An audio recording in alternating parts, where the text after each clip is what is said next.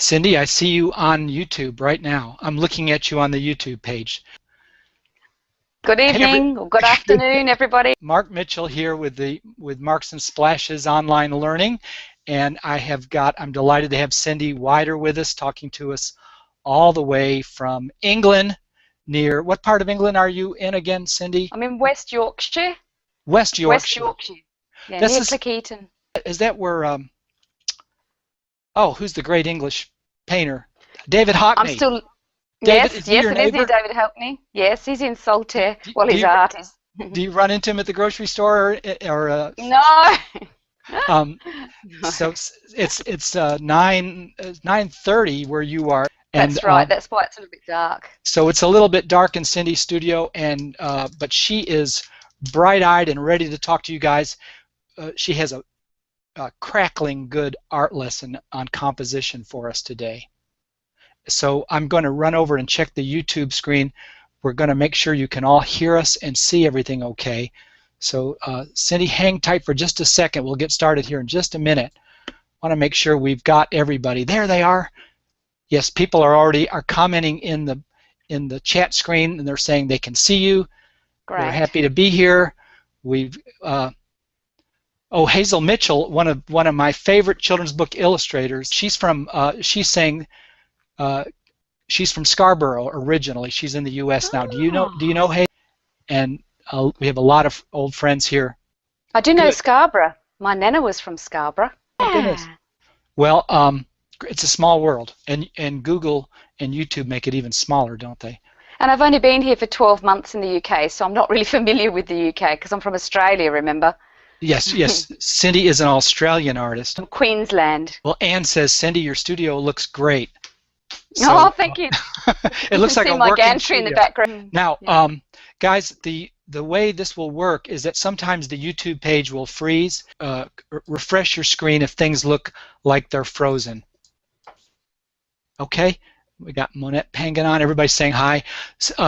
Cindy is going to teach us how she approaches composition, which is a very subtle, tricky topic, isn't it? It's a huge topic, and she has got a wonderful lesson PDF that we're going to give you the link to at the end of this recording. You can download it, review of what she's going to be teaching us today. It will be in text and images. It will be all there for you. Cindy is the founder of DrawPJ.com, which is a wonderful online art school, I guess you'd call it, with lots of lessons on painting, figures and abstracts, and doing all kinds of art, drawing accurately, composing beautifully. And so I have got my vendor's link to her online page and course. If I'm going to be watching your comments and questions, and we'll be giving the questions to Cindy, interrupting her if need be, as we go through the lessons, as we go through her process. She has broken composition down into 3 easy steps. I'm just really curious. I have to see how she's going to break something as complicated as composition down into 3 easy steps. It would sure be a blessing to know how to approach this difficult subject in such a matter-of-fact way. And Cindy is very matter-of-fact. That's her style. So we're going to learn a lot about how she works and about this wonderful commission she got from Microsoft Sydney, and how she used her 3-step process to create art for Microsoft, a big commission. All right, any questions for Cindy going in? Let's just make sure you can all hear and see okay, and looks like we're good. Cindy, I'll stop, and it's time for you to start. Well, first of all, thank you, Mark, so much for inviting me back again. And I really enjoyed myself last time, even though it ran late into the night, but it was a wonderful time, so I'm looking forward to it again tonight. I just want to encourage people to ask questions along the way, and feel free to do that, because sometimes I just feel like I'm talking away to myself here. So I really do welcome the questions. Yeah, I just want to begin by saying this course about composition, I have really simplified it by saying that we can present composition in 3 steps, but what I mean is that we have 3 major processes that we work through to achieve original composition. And the information that I'm giving you is a process that I've used for years and years, the last 23 years, to create constantly saleable artwork, or artwork that I feel is presentable, and it's just a really reliable process. I'm all about using logical process when creating art, combined with intuitive and processes that come from our spirit as well. So this process is a beautiful combination of using the logic as well as the intuitive. And the whole idea of the way that I present composition is it gives you a way of tapping into the subconscious. So what we're doing with this process is we're helping you to tap into your subconscious and bring it into the conscious. That's a mighty task, and I don't mean to make it sound light when I say it's 3 stages, but I'm going to walk you through it tonight, and I hope that by the end of it you have a great understanding of the whole process that I use. I'm not saying this is the only way, I'm not saying it's the right way. I'm just saying it's the way that I've used for absolutely years, and it's been great for me. So I'm going to begin by sharing my document with you, and so you won't see my face anymore. There's a lot of text in the document, and I won't be reading all that text, but like Mark said, we're gifting that to you tonight, and there'll be a link. Mark will give you a link to that afterwards. So don't worry if you miss something, or if I say something wrong or stumble or bumble. It's pretty late here, so I'm a bit tired, so I thought it's great. You've got the document. You could read that tomorrow with a cup of coffee or something, or a cup of tea. Okay, so I'm going to get started now. Are we ready for the screen share, Mark? We are. We're ready to see. Okay, we'll just see how it goes. Just press my little green button there. And I'm just getting the screen share up. It takes a minute. We're a few thousand miles apart, so there is a little bit of a lag between what we're saying and what you're seeing. Okay. Can you see that now, Mark? Not yet. I'm seeing it now. Yes. Can everybody else see that okay? Refresh your screens if you're not seeing anything, or if it looks like the screen is frozen. You should see the title, Summary of Composition from Imagination to Paper in 3 Simple Steps. I'll just wait to hear from you, Mark, whether there's some We're seeing it. that. We're seeing it now. Yes, everybody's saying yes, yes. Okay. Okay. Great. Good. Okay, well, we can move on to the next page then. Might help. Here's a summary of these 3 stages that we're going to be working with tonight. The first stage is what I call the heart and soul. The second stage is the planning, and the third stage is the application. I just want to chat with you a little bit about the heart and soul stage before we proceed into the whole program tonight.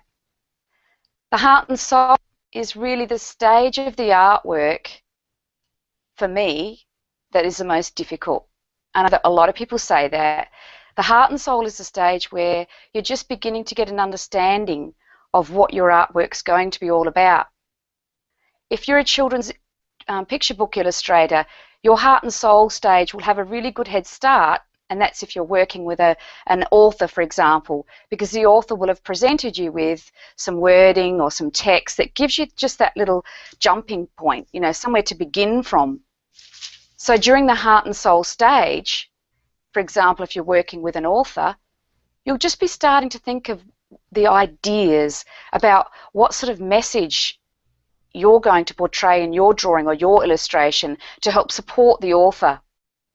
But if it's okay with all of you this evening, I'm not going to talk from an author illustrator point of view, because that's not really my field of expertise. That's Mark's. My field of expertise is with fine art, and even then I don't claim to be an expert. I'm just telling you what I know, like I said before, and I'm sharing my knowledge with you. So I'm going to be speaking from a fine art point of view. Let's say you have absolutely no idea, you have no words written for you, and you want to begin an artwork right from scratch, right from your imagination. So in the heart and soul stage, you'll be just wondering, you'll be thinking a lot about what you want to paint. For me, it's a lot deeper than that. I don't just sit down and think, what do I want to paint? Every minute and every moment of my life, I'm in this heart and soul stage. I'm always thinking about what kind of artwork I'm going to create. Why am I creating artwork? I'm always asking questions about what my next artwork will be, or if I'm in the middle of creating an artwork, my mind's almost constantly on that. I mean, you know, I'm a normal human being. I also stop at times to think about my children's needs, you know, what I'm cooking for tea and my husband's needs and all of that. So I don't mean every single moment, but whenever I've got spare time, you know, if I'm sitting, even when I'm sitting watching television, sometimes I'm thinking about this heart and soul stage that's just brewing about my artwork. So the heart and soul stage is the emotional aspect of creating an artwork. Now, when I'm creating a commissioned artwork, the heart and soul stage does have that little bit of a jumping board again, like you would when you're creating an artwork for an author. So for commissioned artwork, it's a little bit different. I'll talk about completely original artwork, though, that's not commissioned first of all. So during this heart and soul stage, it's when we need to be really vigilant and keeping our mind and our eyes and our ears and everything ready to receive more information about the artwork that we're going to create. And that means keeping a notepad by your bedside so that in the early hours of the morning when most of the ideas come for some people, I know they wake me early hours of the morning, and you need a little torch, little notepad by your bed, and be prepared to write or sketch anything that comes to your mind, because if you don't grab it in that moment during that phase of the creation of the artwork, that very early heart and soul stage, it's often gone. And I bet a lot of you find that, a lot of you experience that if you don't record that initial idea, you forget it by the morning. It's sort of like you wake up from dreaming and you can remember your dream that moment you wake up, but you forget it later. So the heart and soul is a very important part of the artwork. You'll also find yourself doing a lot of questioning. You might be talking to other people about the subject. You might read books on a subject that you're thinking about painting.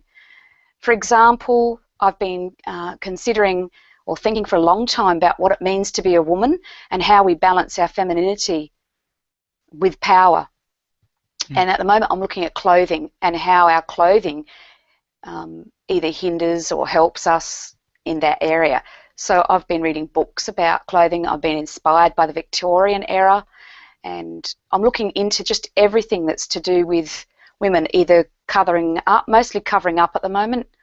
I'm also reading books about the burqa and why people wear that. I'm just intrigued during this stage, the heart and soul stage. Cindy, this sounds very much like a writer's process, and sounds like a very intellectual process. I mean, you're using a lot of words at this stage, it sounds like, writing words down into your notebook.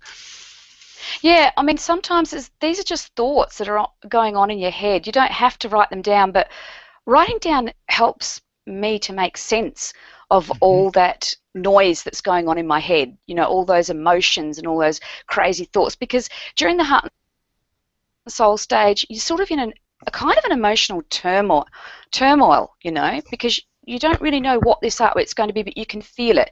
You can feel something wanting to be created. So I'll talk more about that along the way anyway, while I give examples. Okay. So moving along, the next stage is the planning stage. So during the planning stage, you've really got quite a spark, you know, from that heart and soul stage. You're quite excited because you're thinking, yeah, I know what I sort of want to paint about now. I've got an idea. And I mean, during that heart and soul stage, your idea can be fairly fully formed, or it can be just a tiny seed of an idea. It's that heart and soul is where all that imagination is just sort of zooming around.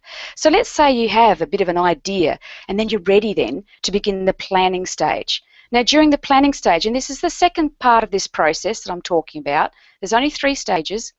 So this second stage, the planning stage, that's when you then go about gathering reference materials, you take photos, you do on-site sketches, and you might interview people, you might just find out a lot more about your subject, really get to know this heart and soul idea or this thing that's bothering you or just urging to be created. So the planning stage is when you're doing that, when you're gathering resources and referencing and getting a lot more information about your subject.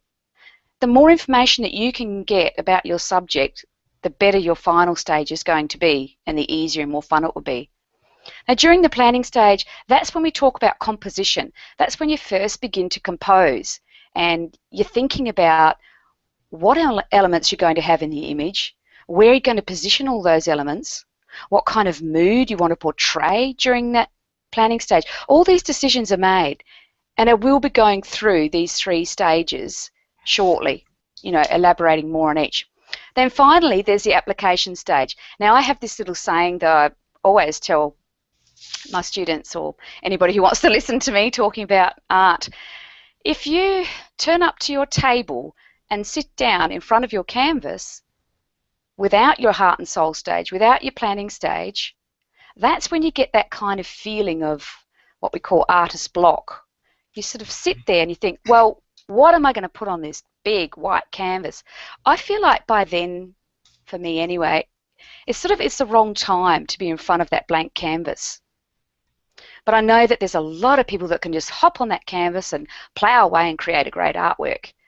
But for me, I need to go through this process, this sort of, you know, process of intellectualizing and thinking and planning.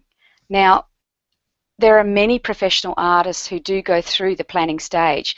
We create thumbnail sketches. You know, we might do up to 20 or 30 thumbnail sketches.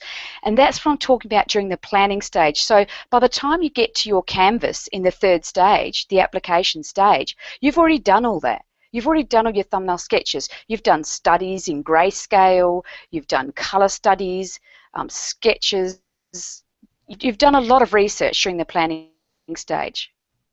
And I bet there's quite a few of you out there tonight that you're most probably nodding your head. You probably already do this, you know, your planning and then your application.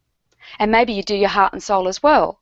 But a lot of times we don't actually put it into a logical sequential process like this. And just by doing that, I find it really helps. It is important though that when you're up to that final stage, there's still a lot of heart and soul that happens while you're creating it. So I'm not actually segregating that heart and soul stage and only leaving it right at the end, or the planning stage and leaving it only right at the end. What I'm saying is that those major processes are really good to engage in before you get to the canvas. Does that help? It does help. Diana's saying first get the idea, then do the research, then start drawing. Brilliant. Look, what a great summary. That's brilliant. Yeah. Okay. And that's exactly what I'm saying. And a lot of people skip that. That's what I was saying before. A lot of people skip all that. They get to the canvas and they say, what am I going to paint? I'm referring mostly to beginner artists, you know, artists that, of course, professional artists, a lot of professional artists are aware of all this. But it's good to clarify that process, that we can start thinking about the heart and soul stage, we do our research, and then we show up to the canvas. Nancy's so now saying, I thought I'd take... Oh, Nancy's just saying that you're saying if you didn't do stage 1 and 2, then you're in trouble when you're getting to stage 3. Yeah. It's so true. Okay. It's so true. But it's amazing how many people do that without even thinking, without even realizing. And it's a lot of pressure that you put on yourself to get to the canvas and just try and paint a picture. Yeah. Rebecca, my friend from Houston, says, so you take photos during the heart and soul stage. Is that... Yes, I do, but I also take them during the planning stage as well. Okay. So both. Okay. So these kind of cross boundaries. It all depends that I'm working on at the time, because sometimes I work. They do, and I'll explain that during these little demonstrations that I'm going to do. I'll give an example, Rebecca, because that's just such a good question. I'll give an example. When I created a body of work for the last solo touring exhibition I did, it was based on my sister's lifestyle living in rural South Australia. So I had to actually fly down there. You know, I went with my husband and our 2 little girls, and I had to do a lot of research ready for the body of work that I was about to create in the exhibition. Now, before I left, I sort of had a bit of an idea of the heart and soul stage. I had a little bit of an understanding about what I wanted to portray in the individual artworks that I was going to create for the exhibition, and my goal was to create about 24 pieces.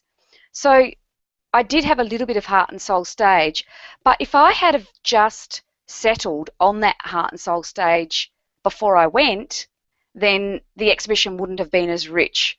It wouldn't have had as many experiences within it. So what I did was I went to South Australia and I just took a whole heap of photographs based on their lifestyle living in rural South Australia on a huge cereal farm. So the exhibition was all about how my sister maintains her femininity living on the land. And you'll be able to see a link to that on my website at cyndiwider.com. It's the exhibition that I did for the Waltzing Matilda Gallery, the Outback Regional Gallery in the Waltzing Matilda Centre in Winton, Queensland. Some of you might know that gallery.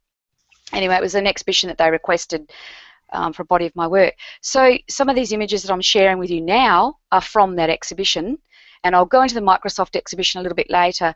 I'll just ease into it with some of these other images. So this first one that I'm looking at, Who's Minding the Nest, I've given you an example of some of the photos that I took while I was down in South Australia, photographing different views and different moments in my sister's life. And this particular view that you can see here, this is out of her window.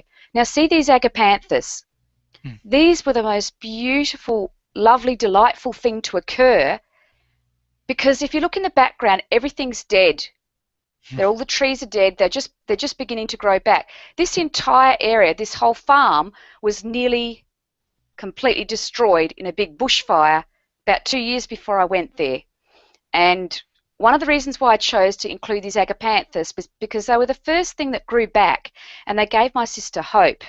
Now the bushfire actually bounced over their house, ran along a fair few metres, and then bounced over the machine shed where they lay sheltered. And one of the reasons why I wanted to do this particular body of work is because I needed to heal the heart and soul stage for myself, as well as somehow make a connection with my sister about this big bushfire that had claimed masses of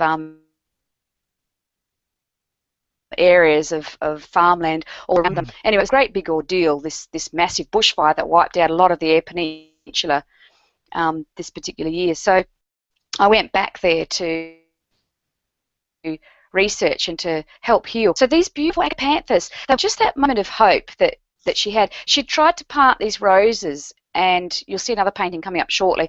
The roses just wouldn't grow, and I'm sure that a lot of avid gardeners would have answers for that, but they would not grow after the fires came through.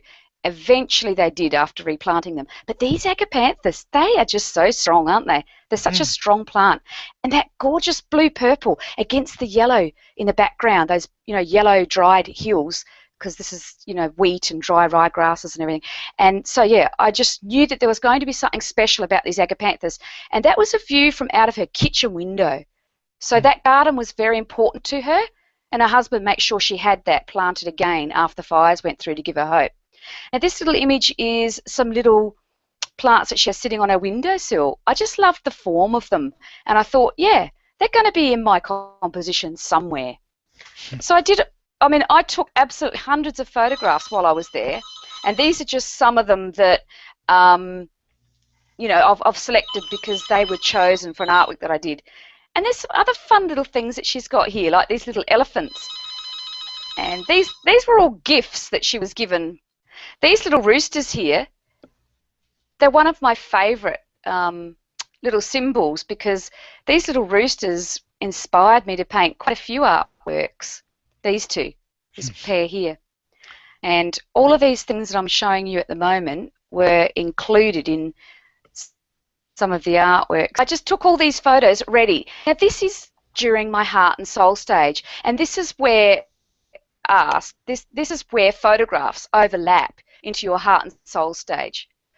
I did do sketches while I was down there as well for my heart and soul stage, but what I had to do was take all those photographs that I did and go back to my studio in Queensland, which was on the other side of Australia, of course. So look, again, this is just a small sample, but I've chosen these because I'm using them, this artwork that's coming up. So here's an example of the kind of sketching that I create during the heart and soul stage. And Sherry was saying every picture tells a story. Yeah, and Charlene was saying, what a heart and soul story. Absolutely. Yeah, okay. Thank you, everyone, for your feedback. Yeah. That's nice. Yeah, okay. Okay. So this is an example of the heart and soul stage and some sketches that I do during the heart and soul stage. Can you see my chicken in there? Yes. Okay, so that's the little funky chicken from my sister's kitchen. In the background you can see just the emergings. That was the very first thumbnail that I did for an idea for this finished artwork that will be coming up shortly. So this is all just a random idea, and I remember that I did this idea while my husband and I were watching television and thinking that I could just sort of get away with, you know, sketching while I was watching television, and then I thought, oh, this is really bad manners, and I try to make a note of not doing that if I can, because, I mean, we have to balance our life, don't we? It's so hard. But luckily my husband's an artist too, as you'll find out shortly when I talk about the Microsoft Commission, and he really understands. So anyway, I put the sketch down after I'd done this particular stage of the drawing because I felt quite satisfied that I had something. I had the idea here. And do you know that this is the hardest part? This heart and soul stage, this first idea. And of course it's the idea that is the greatest value in art.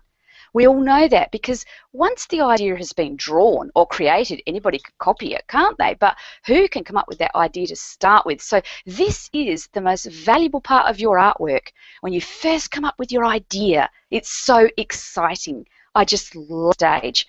When, you know, when you've been wondering what it is that's urging you to draw, and then you pull that idea right from your subconscious out onto the page. Now that is the first stage, the heart and soul, in coming to fruition right here, right in this moment. So I've got that, and this was drawn from memory and just imagination during this stage, which is very exciting too. And then I began to do a few little random studies about the Agapanthus flower. Now, with this little sketch here, I would have actually looked on the internet at the Agapanthus and really studied it. Or possibly, actually no. For this particular drawing, I remember doing this while I was in South Australia. I sat outside in the garden and sketched that live. But I would have created some more research for the actual Agapanthus itself. Just to get to know it. And even though you barely see the remains of that research in the final artwork, which you'll see shortly, I still always need a very deep understanding of what that subject matter is before I abstract Are you gesturing a lot at this stage, Cindy? No. No. Not really. I was gesturing here. Okay. Yeah, I'm gathering knowledge and information, and this is the gesture mark through here. In the thumbnails is the gesture, and then as I'm doing the studies, they're deeper, more analytical sort of processes. What angle are these little leaves on? How many petals do they have? How many stamen are inside the flower? You know, that sort of thing. So this next image that you can see here, this is now beginning the planning stage.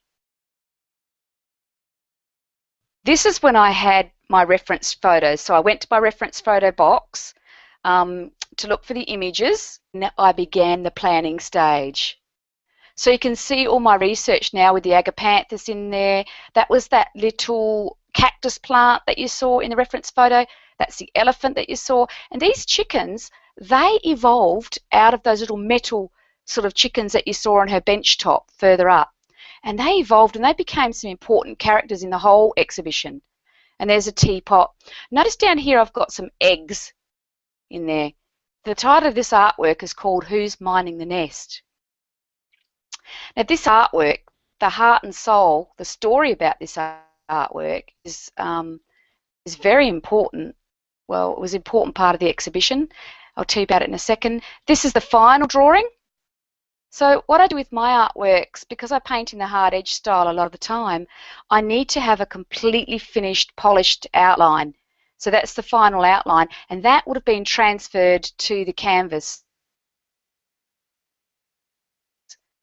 And that happens in the planning stage. So during the planning stage, I transfer the artwork, I paint canvas. So you'll see a lot of rough colour any here. I haven't included any for this particular artwork, but I will get a lot of rough thumbnail sketches for that artwork. So here are some more images that I created based on those chickens that my sister had. I just wanted to share the heart and soul story about those two chickens there with Who's Mining the Nest. That artwork is all about this big rooster here. Look how surprised he looks as he discovers his eggs, his babies. They've been kidnapped in the middle of the night. It's all about these eggs being taken. Of course, my sister had, taken the eggs, as you do. You collect eggs on the farm. But I thought to myself, imagine how the rooster and the hen would feel finding their babies had been taken. But this is just a metaphor for life on the farm. My sister and many women that live on the farm often have to give up their own aspirations and dreams and goals to nurture the family home. And my sister wasn't really able to sort of wander off and do her own thing because she had to nurture. She had to always be there to nurture the kids and the family and everything. She wasn't resentful about that. It just was the way it was. So I just asked the question. I said to myself, well, who's minding the nest anyway? And I wanted to celebrate that fact that she dedicated her life to nurturing the home. And of course the kitchen is the hub of the family home and nurturing. So that was an important piece for me, and it really helped me to celebrate the fact that it was a wonderful thing that she'd done. She'd given up her life to be the mum, the woman, the caretaker. She cooked all the meals for the farmers. She did everything to nurture the boys on the farm because she didn't have any others. So here we are with another piece, and this one's called Red Roses for Me. This particular artwork celebrated those red roses that at first they wouldn't grow, and then they were replanted and they grew again. Red roses are my sister's favourite flower. You can see the agapanthus again in the background, and the little cacti plants too. Here's the first initial sketch from the Heart and Soul stage. Can you see that? That's the Heart and Soul stage. Once again, it's just the bare bones of an idea, very roughly sketched down. And then that's the final artwork. And then you see the coloured version of the painting. So, here we are. We're on Microsoft Commission now. Before I just go, anybody got any questions so far? Okay, there have been questions tumbling in, and first of all, you've been getting so many compliments. Laura was saying, "What a beautiful, vibrant piece," referring to the piece about your sister, and beautiful, vibrant colors. Love the composition. Rebecca says, "Beautiful." Thank you. Anne says, "Love all the little details." Donna D says, and Victor says, "Do you do test painting before transferring your image to your canvas?" Yes, I used to do that a real lot, my test paintings. So I'd do, say, 5 or 6 thumbnail sketches of the colours that I'd like to do. I guess, is that sort of the gist of the question? But since then, I created these about 3 years ago, 2011. Since then, I've come to really, really love working with Photoshop. And so usually I take the line art drawing into Photoshop and do a lot of the test colours in there, but then I'll do another test swatch. So I'll just do little thumbnail swatches of the test colours, as I'm working out which colours I'd like to use. And I don't ever match it exactly either to the Photoshop Photoshop image. I just get fairly close to it. Plan my own colour compositions. So I compose the colours in there. In other words, I paint it with the painting tools and I choose all my colours in there. But they have to be further refined before going onto the canvas.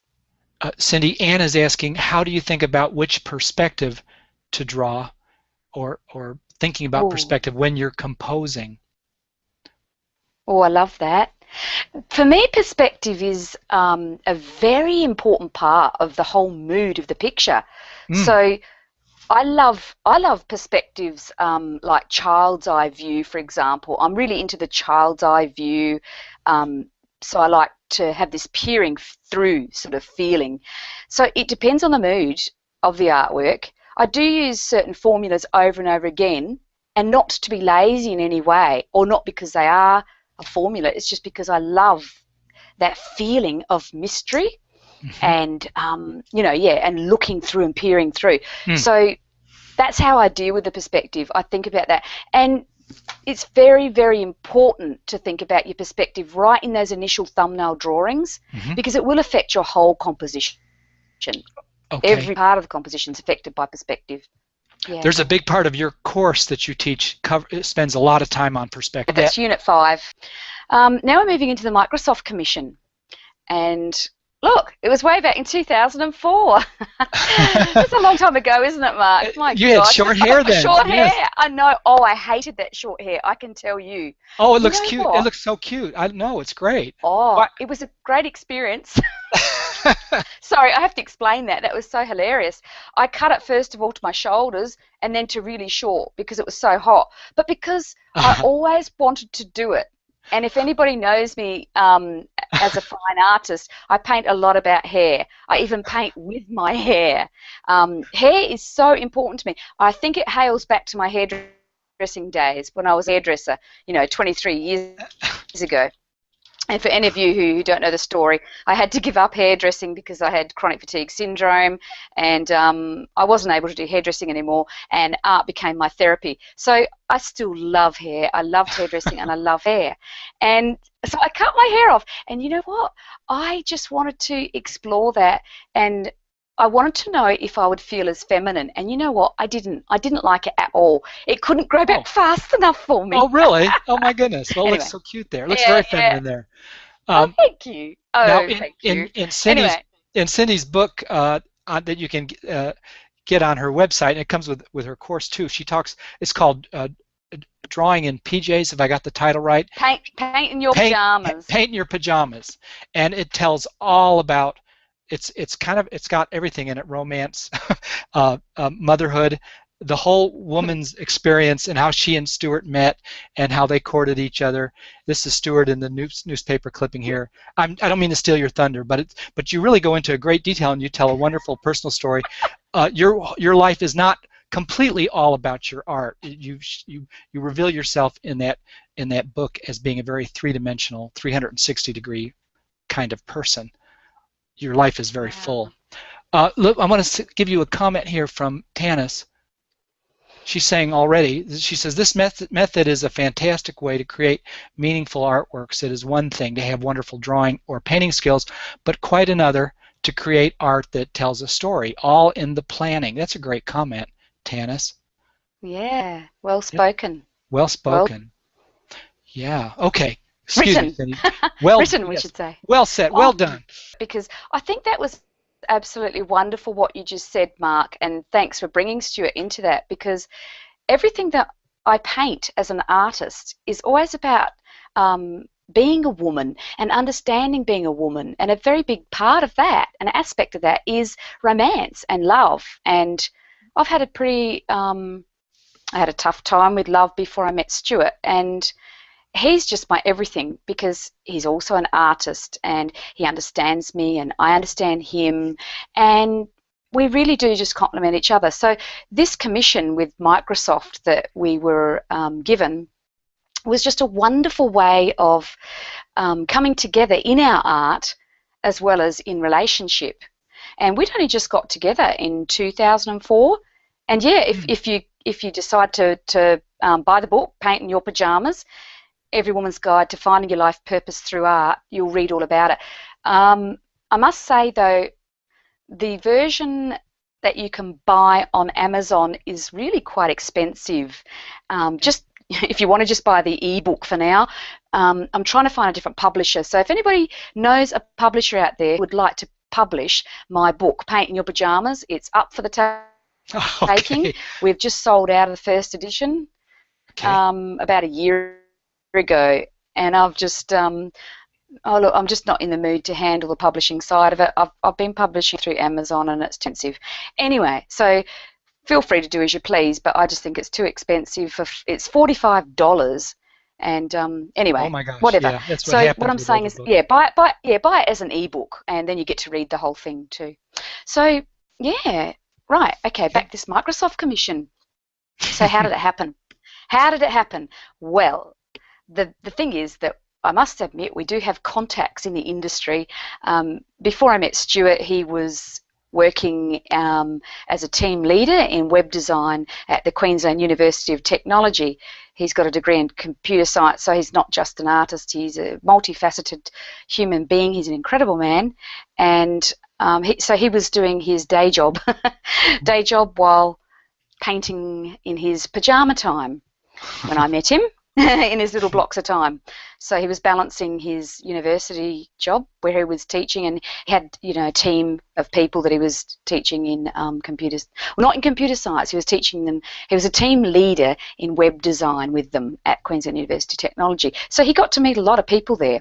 So we were 2 years into our career, and then we were contacted by one of his friends from who happened to be in Microsoft, one of the CEOs in Microsoft, and they asked him if he would commission a piece of art for their annual corporate gift.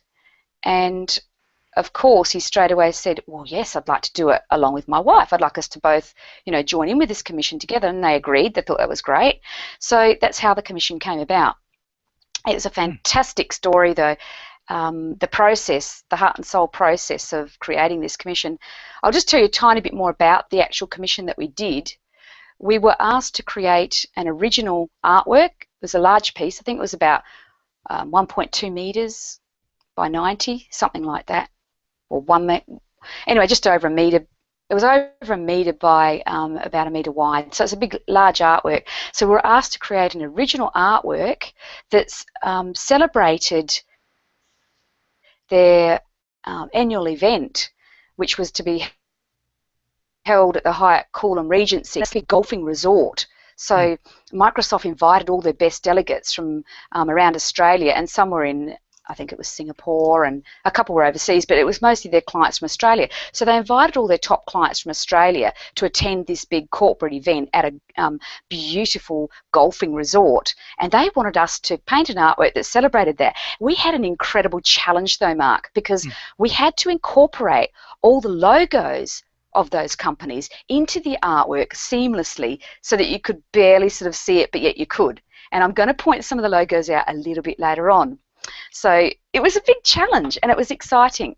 So let's just move along to the next page. I wish I could scroll delicately. I'm nervous to scroll the page after what.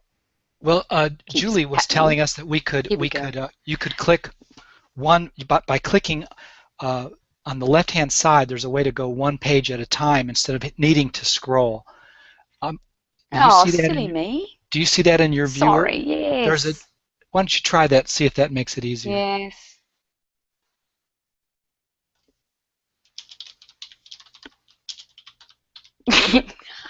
You know what the problem is? It's not fitting right in my window. I might have to just shrink it a little bit. That's the problem. This is why I'm having so much trouble with it, because the whole picture, the whole page is not in my window. I didn't want to make it too small for everybody. Is that now too small for everybody? I will use the buttons, thanks Julie, to change the pages and then scroll a touch just to centre it. How does that sound?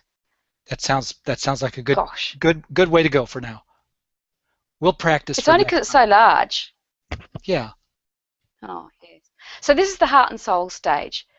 So I can tell you, I've created a lot of commissions in my time. Before I met Stuart, I was commissioned, by the fishing industry in Port Lincoln, South Australia. A lot of the major businesses commissioned me, and I really loved commission artworks. Loved? I don't enjoy them so much these days. Yeah, loved. I don't enjoy them so much these days. Because I'm working on whole different projects now. I'm very, very centered in doing what I want to do with my artwork at the moment. So back then it was a very big part of my life, and I was really grateful that I had this 3-stage process down pat before meeting with the CEOs at the Microsoft board, because we were able to speak with them and really draw out their concept and their idea very easily and very productively, because they're very short on time. You have to understand they've only got 10 minutes. You've got to get in there, you've got to discuss this thing, and you've got to it's a very logical process when you're talking to businesses. So anyway, during the heart and soul the heart and soul stage, we sat in the boardroom and we discussed all of the major elements that they wanted to include in the artwork, and that's when we realised that they wanted it to be about the event. They wanted to have all the logos included in the artwork from their major business partners. And so I just had this great big sheet of butcher's paper, as you call it. I don't know what you call it. It's just a great big large sheet of white paper, just scrap paper. And I just had a big texter, and I was just scrawling down the ideas and concepts while I could still look at them in the eyes and talk. I had done that. I have done that process quite a bit, when I've done, created fishing industry fishing industry commissions. So anyway, so we discussed that. So during the Heart and Soul idea, we're just rambling off ideas with these, guys. They didn't really know. They're not artists. So they just said what they wanted. And we had this massive list. Oh, gosh, Mark, you should have seen the list. So, but that's good. You're better off having more ideas in your Heart and Soul stage than not enough. So then over the next week, we began gathering our reference material. So once again, it's a case of having reference material during the photographs during the Heart and Soul stage. So it doesn't always happen, but in this case it did. And down here you can see we went to the actual resort.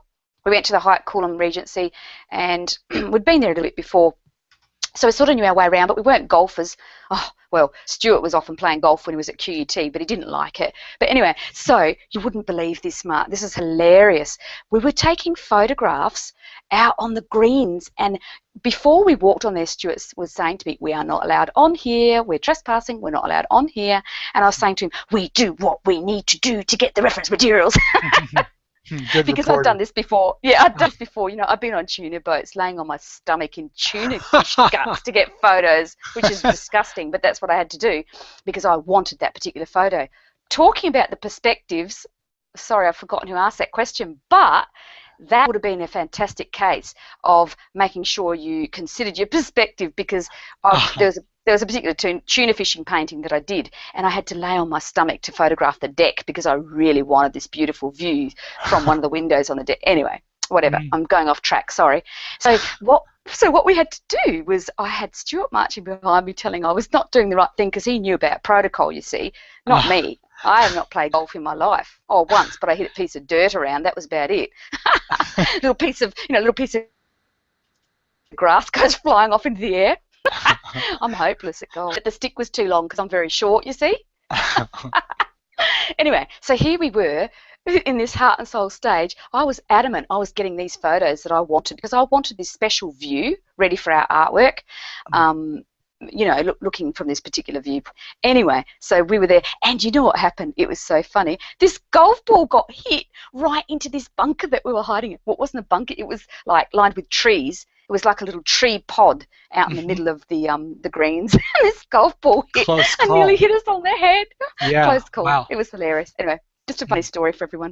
It was so funny. We fled from there. I can tell you it was hilarious. That was evidence that you were doing good research for sure. It was good. At least we laughed anyway. So, okay. So then we had a lot of these photographs, which was fantastic. And then this is just one of the images. I didn't have them all on hand to put into this document for you, but this is just one of them. We decided that we would settle on a view of the place, the venue, the event. And now this idea here of the flag on top of the hill is Microsoft's vision of helping everybody to reach their full potential. And that was what it was all about, this picture, is Microsoft's vision to help people reach their full potential. So we wanted to really explode that sunshine, this little red flag, and everybody's cheering for them. These are all the Microsoft executives cheering for them, helping them to reach their full potential. So during this planning stage here, this was the most amazing time of my life. What would happen, because we collaborated, you see, what would happen is Stuart would do a bit of sketching and then he'd say, right, now it's your turn to put your bit on it. And so the sketch would come to my desk, it'd sit in my in tray to be done, and then I'd put my touch. Now I'll show you the bits I did. Can you see the hand cursor on the image here? Yes. Mark, can you see the hand? Yes. Okay, this is my bit. I've done all this background, all this little houses, and now Stuart's created these little men and the little glass in the hands. I created this here.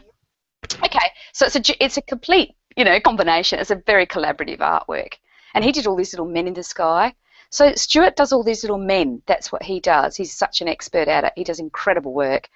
And of course, he can do all this as well, but we wanted it to be a bit of both of us. So now, so it was toing and froing, and we're trying to work out how to put these logos. For example, here we go. I promised you. I said I'd tell you where all the logos were in the artwork. Now, this is not the finished artwork. This is during the planning stage now. So this is the colour version. To the person who asked me about doing the colour version, this colour version was created in my Adobe Photoshop. Mm-hmm. So this is the Adobe Photoshop coloured image, right? It's not the finished artwork. Now, here we go, the logos. The logos. This is the Fijian government. This is Queensland Police. Fijian. If I'm wrong, sorry, excuse me if I'm wrong, but I believe it's Fijian government. Anyway, we researched it.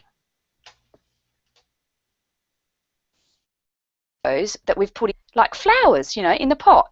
And this was the Northern Territory, Queensland Police. Anyway, this is Energex here, Queensland Rail. Can you see that, everyone, in the water? That Queensland Rail sign for any Queenslanders? It's a logo in the water. You see how we disguise them? In the water. This is a Queensland government sign. The Queensland government logo here. It's the big blue circle and then those yellow things. Now, for people that are Queenslanders, they'll understand these. This is the building, Queensland Council, I think. No, I've forgotten now. Oh. Anyway, it's an important building in Queensland, and it represented that particular sector that was also a very important client. So all these logos were symbolic of the important clients that Microsoft was, I guess, saying thank you to, weren't they? They were saying thank you to all these clients, because every one of the clients were given a limited edition hand-signed print of this artwork, and we presented it at their gala ball. We were actually up on the stage pointing out all these logos to everybody. That's quite a vote of confidence they were giving you as artists. Oh gosh, yeah, they trusted us. Oh my gosh, yeah. Now part of the process, Stuart designed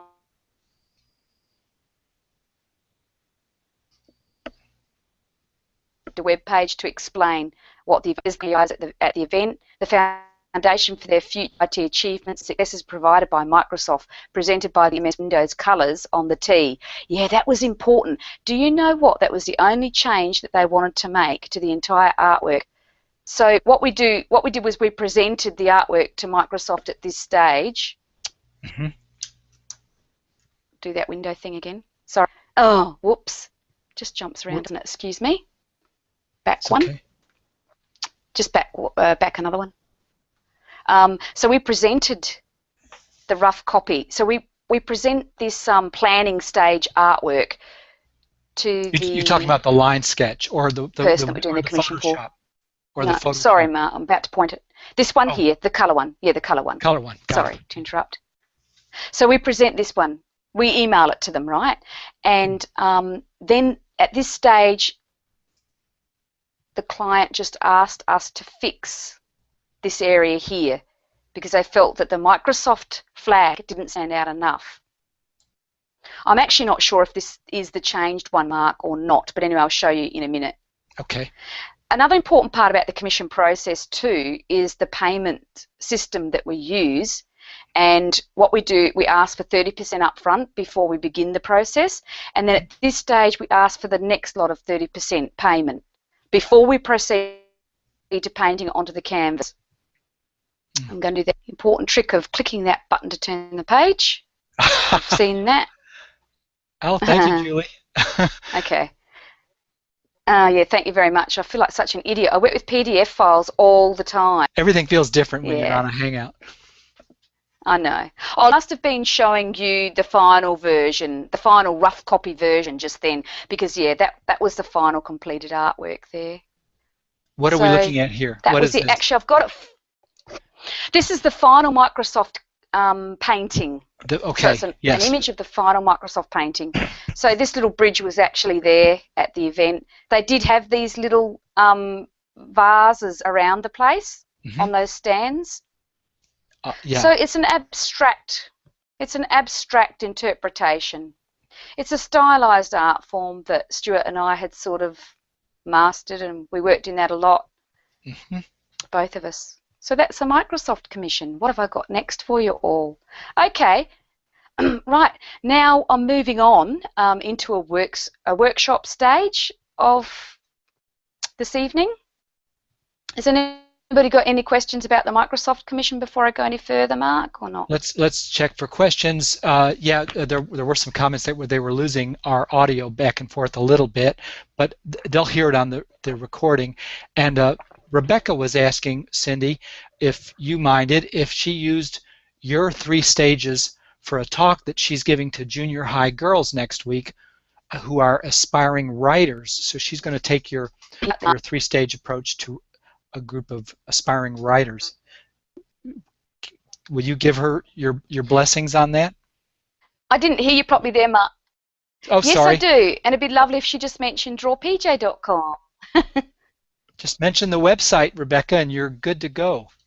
Yeah. Cindy, I wanted to comment thank that you very much, your Rebecca. style, That's lovely. Cindy, your style that you and Stuart developed, it's interesting. It feels very Australian.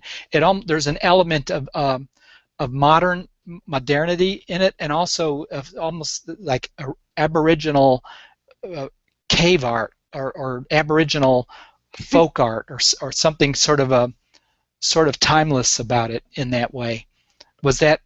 Thank you. Was that a deliberate thing? It was never deliberate. I think it's kind of a subconscious thing. Both, yeah, because you know, you are surrounded by Aboriginal art in Australia, but when I first began with that style of art, I thought I had invented it. Seriously, I was living in regional South Australia at the time, and I discovered that style in my shed, in my garage, and I just fell in love with it. And then I won a scholarship to study silkscreen printmaking, and my instructor said to me, she said, "Do you realise that you're painting like Sally Morgan, a great silkscreen painter, Aboriginal artist?" I said, "No, I had no idea. My head was just in the sand, you know, I had no idea." So she showed me this artist, and guess what? On the other side of Australia, Stuart Wider, who I never knew, never spoke to, had the exact same book and was inspired by the exact same artist at the same time, but we never met, never spoke. There you go. I read that. Very unusual story. Yes, that was uncanny. Oh, did you? Yes, yeah. You guys were soulmates for real.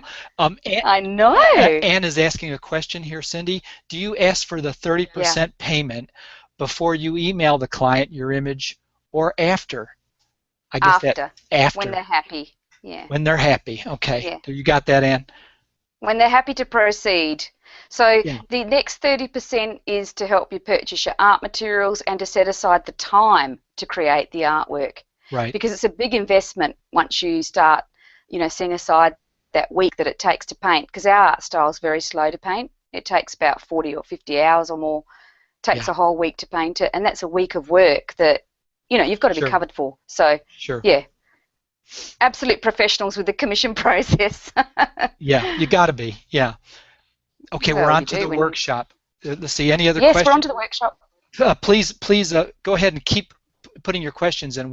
We will make sure they get answered. I love the questions. Yeah, they're good questions. Great questions, aren't they, Mark? Thank you, everybody, and thank you for your lovely comments. It's really nice. Tanis was saying that she's read your book and it's fantastic. Great. Thank you, Tanis. That's lovely. Hey, I'm really excited about sharing this information with you now. I've talked a lot about those 3 major stages, but I haven't told you how we go about achieving them. So I wanted to spend a bit of time doing that with you now. So first of all, the heart and soul stage. Now, how do we encourage our imagination, or how do we sort of formulate our thoughts so that they're not so random and scattered? During the heart and soul stage, it's good for you to have some sort of topic or some sort of idea about what you like when you're creating an artwork. Most of us paint or draw because we like that thing that we're painting or drawing, or we're interested in it. So I always suggest that if you're stuck, or if you've got something like people say, as artist block. It just means that you're due to have some new experiences. In fact, the best thing to do is to go on a holiday. Go on a holiday. It is the best thing to do if you can. Look at me. I moved countries to stimulate my, and it's true. I was so excited to come to England because I wanted to stimulate my heart and soul, my knowledge. I needed brand new experiences to grow as an artist. So for the heart and soul stage, to get stimulated, to grow and to expand, you need to have new experiences and new tastes and new sights. Make it a point. You can make it a point of trying something new every single week. Also, writing. Writing is so important. I highly recommend that if you don't do this already, try to write just your random thoughts. In fact, the book by Julia Cameron called The Artist's Way, that is an incredible book, and she tells you there to write and write and write. Anyway, so writing's great, and little sketches often come out as a result.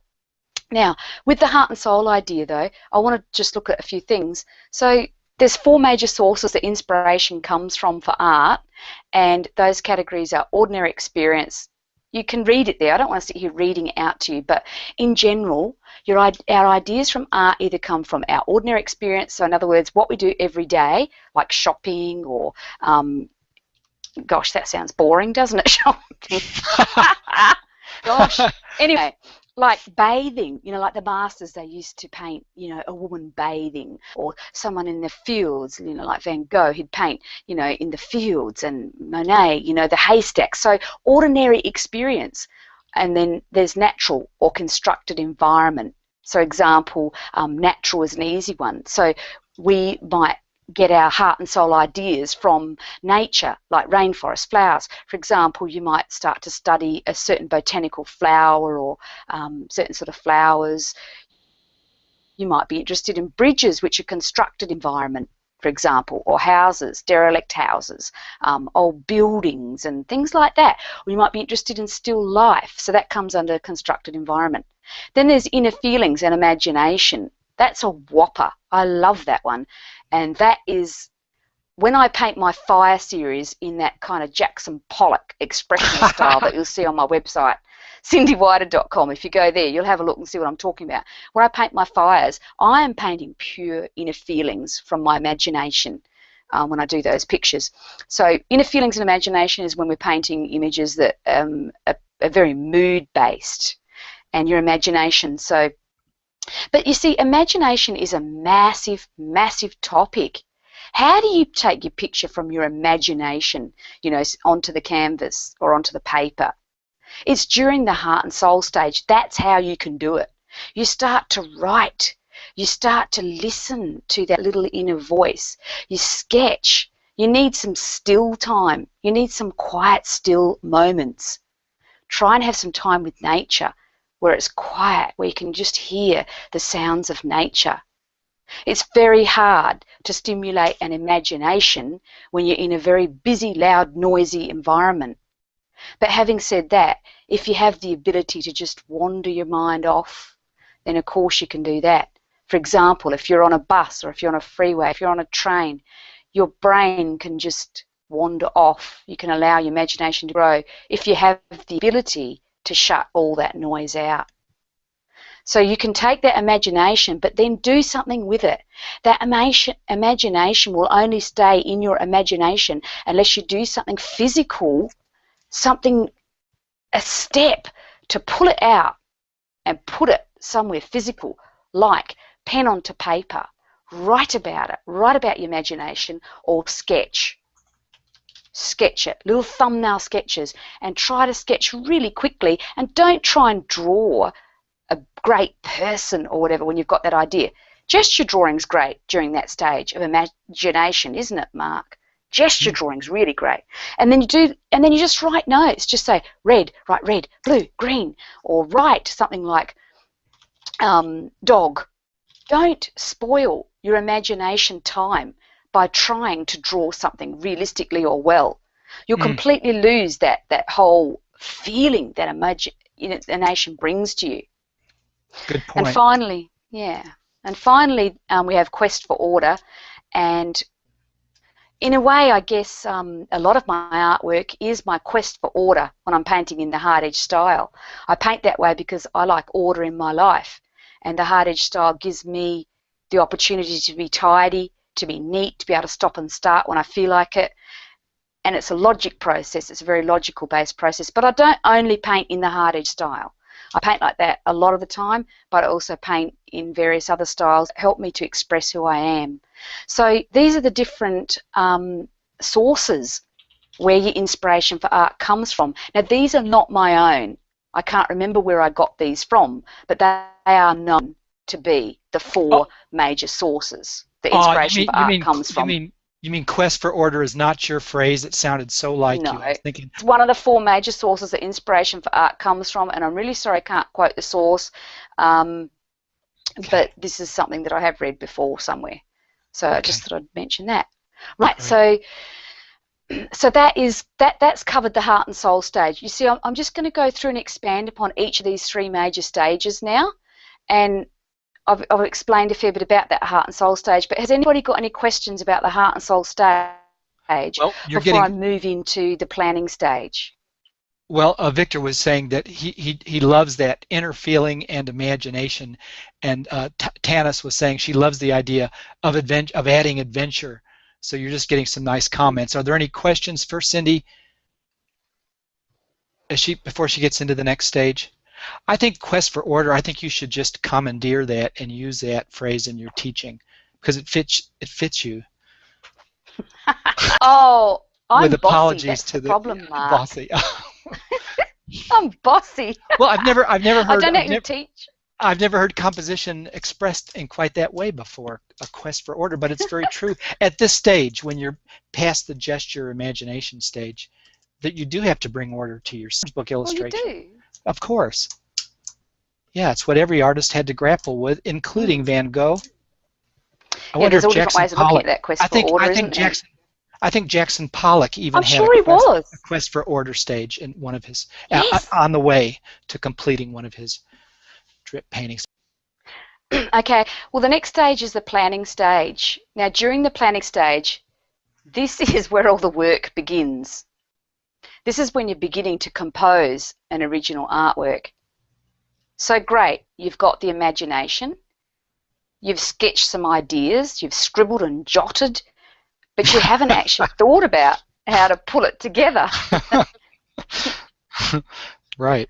So you haven't actually considered how you're going to pull it together, how you're going to present it into an artwork. So this stage, the planning stage, enables you to construct the artwork. And this is where your logical, sequential processing needs to come into order.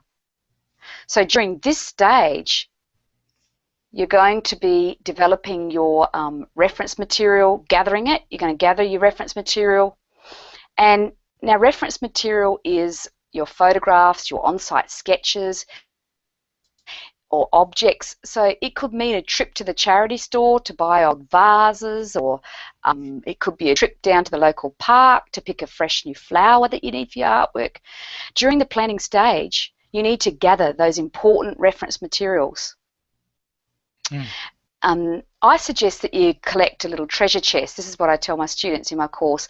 Collect or develop your treasure chest. Now, some artists go as far as gathering what we call a morgue. I don't know if you've heard of it. It's a dreadful word, isn't it? But it's called an artist's morgue. Yeah. Have you heard of that, Mark? Oh, of course. You have? Sure. Yes. Yeah, of course. So that's when you have a collection of reference material, and you usually have it in order. So, you know, you'll have little tabs. You know, you might say that some of your photos are labelled as children, landscapes, night scenes, etc. It's really, really valuable to have one of those. Of course, when we've got the computers now, mine are all stored in the computer, so yeah, all in files. So it's a similar idea. So it's a really good idea to develop your treasure chest. But it shouldn't just contain photographs. It can contain all kinds of things, shells and bottles and jugs and, oh, you name it, just important things that you gather. You could make a big mess in your studio, couldn't you, Mark? Sounds like an artist studio to me. So Yeah, oh gosh, there's never enough room, is there? Anyway, so during the planning stage, you are collecting your reference materials. Now, that may be a stage where you have to travel. Now, I've often found myself traveling quite vast distances just to get materials. And I tell you what, it's difficult, Mark. When the call calls you to get that reference material, you have to go. And when I lived in Australia, often it would mean that I'd be just jumping in my car and going for a drive off down to the ocean to get some particular photos of rocks or whatever. You know, for a reference material. Anyway, Sure. and another thing that you'll need during the planning stage is, we're moving into the three main sources. The three main sources where we derive subject matter from for art. So I thought this was really important to mention. During the planning stage, you're going to be gathering your sources for your subject matter from either your own personal observation, your memory, or your imagination. Let's look at those three briefly. From observation, that means you're either looking at the real thing that you see in front of you, so drawing from life, or you might be observing a series of photographs that you've got. And most artists know that you never have just one photograph. You need loads. Sure. Just for the one subject, multi-angles, as many angles as you can get from that particular source. Your photographs are not for copying from. Your photographs are for knowledge about the subject. Memory. Memory is a difficult one. When you get to that stage where you can draw from memory, it is the most beautiful and amazing feeling. And a lot of great artists build up a visual memory of certain subjects. There's many artists that say paint trees, gum trees all the time, and they develop a visual memory of how to paint trees, how to paint grass, how to paint shadows on hills, horses, don't they, Mark? So you develop this memory over time, and I have a quite a vast visual memory for certain subjects. I can draw pelicans like they're coming out of my ears. You know, just certain things like that. There's a whole list of things that I can draw from memory, and that is so important. You develop that memory by researching and studying that subject. It's like anything. The first time you draw something new, it's really quite stressful. It's quite difficult because you have to really concentrate. You've got to really look at it. You've got to really investigate it. You've got to count. How many petals has that flower got? What angle are those little veins? But at the same time, it's also really beautiful because you're suddenly seeing that object like you've never seen it before. So it's this kind of tug and pull between looking, really, really looking at that object and then having to record what you see. And that's where that little tiny moment in time turns stressful for some people. I know it does for me when I'm drawing something brand new that I've never ever drawn before. There's that kind of stressful moment between analysing it, enjoying it, looking at it, thinking it's truly beautiful, and then recording it for the first time because I'm investigating it. I'm building brain pathways for that particular object. Can you relate to that at all, Mark? Absolutely, I can. I think it's so important. It's the difference between, and writers do it too. Writers do it too. When they get into a situation of writer's block, it's time to get out of the house and do the research, do the personal investigation for detail. And so memory is based upon your observation, what you've seen or what you've experienced, and what you've drawn as well. So for the best visual memory, when you for your art, it's good to draw it and investigate it. Really, you know, pull it apart if you have to, and really look at it from every angle. And also another point on memory, there are a certain population of people that have got photographic memory, but please don't expect yourself to have photographic memory and to be able to sit down and draw a dog from your imagination, a horse from your imagination. You know, I have people that come out, I have people that come out at the end of the course and they say to me, oh, but I still can't draw a horse from my memory. And I say to them, well, have you studied to draw the horse, that exact horse? Okay, go back. Use your construction drawing method. Use your 3 different shading methods. Study horses until you know how to draw a horse inside out, and then you'll be able to draw horses from your memory. What high expectations we have of ourselves, don't we? Isn't that the truth? We have an artist in our group, Cindy, who before she draws or paints anything, she's a wonderful painter. Her name is Teresa Bear. She's done some lessons for us, and she will draw 10 versions of a thing from Google Images, and she won't start, and then she'll stop, and then she'll try to draw it from memory after doing the 10 different versions of a thing, and that's the image she used. So she's not copying those images, but she's just yeah, that's exactly how I work. Yeah. That's exactly how I work idea. with that hard edge style. I go away, I draw it realistically. Yeah. From memory. You're spot on. She's been great. Cool. So that's why we say the three main sources where we derive subject matter for art from are either your observation, so what you see in front of you, or from your memory, and then there's from imagination. Now, to me, in my mind, imagination can often spill over from your memory, things that you've seen or heard or known. Of course. Yes. And imagination just expands upon that and puts together and brings together various memories and thoughts, and it comes from everywhere. Comes from everywhere. Yeah. Yeah. Nancy says the analyzing part is essential, as children will notice when you get things wrong, like trees with the wrong branching patterns. Yeah. Yes. So Absolutely. true. So true. So true. And then we'll look at the three major elements that form the basis of the planning stage. We're going to look at the format, positive shapes and negative spaces. I'll talk about that more in detail in a minute. And then we'll see, I'm going to only go briefly through the 10 principles of composition that I present. Okay. And I want everybody to go through that themselves with the PDF, because that's too long for this particular meeting tonight. And then there's 4 composition structures. So what I've got here is I've got a list of things that we are dealing with during the planning stage when we're composing our original artwork in this second stage. So I'm going to move on now. The first thing we're going to look at is the 3 major elements that form the basis of the planning stage. This is huge. I've just drawn a simple daisy here to explain what I'm talking about here. So during the planning stage, what we're doing first and foremost is we're trying to put elements or arrange the elements within the format, which is the shape of your canvas or your page, so that they look pleasing and they look comfortable and they look lovely on the page, so that people are intrigued and so that they want to look for longer. We also want that those positive and negative spaces and shapes to be balanced and harmonious. It's a big thing to get right. It's huge. But the most important thing I wanted to say at this stage is to always remember that the negative space, which is a space around the subjects, is just as important as the subjects themselves. So many people forget about the negative spaces. They draw all these positive shapes and then just fill in the background or the negative space. But every single part of your composition is a part, or every single part of the picture, the image, is a part of the composition. Mm-hmm.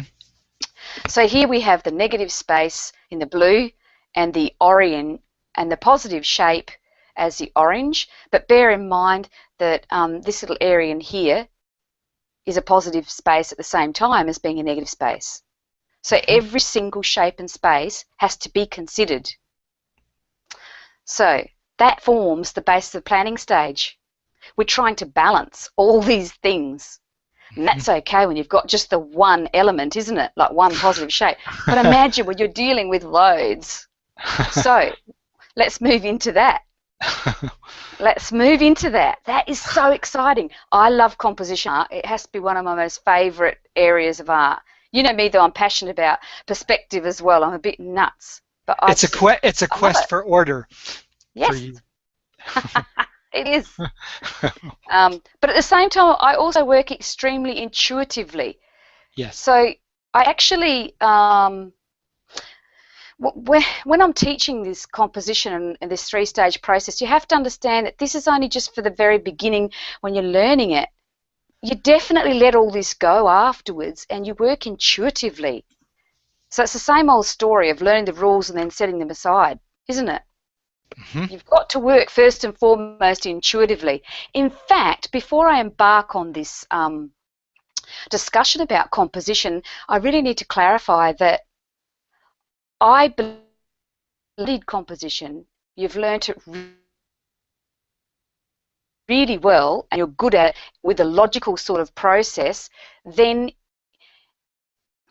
it's time to set it aside and begin your artwork intuitively, and then call upon composition to heal your artwork, to fix it if you see any errors or if you feel uncomfortable. So it's quite a reverse, isn't it? It's like you study it and you learn it sequentially like this, but then when you go to create your original art, you create it with your first and foremost intuition, your emotion. You start out sketching just from your heart. You just want to get that picture out there. You start sketching it, but then you look at your original sketches, your early sketches in your planning stage, and you think, something's not quite working. Then you go to your 10 rules of composition that I'm going to present to you shortly, to see where you can fix it, where you can improve it.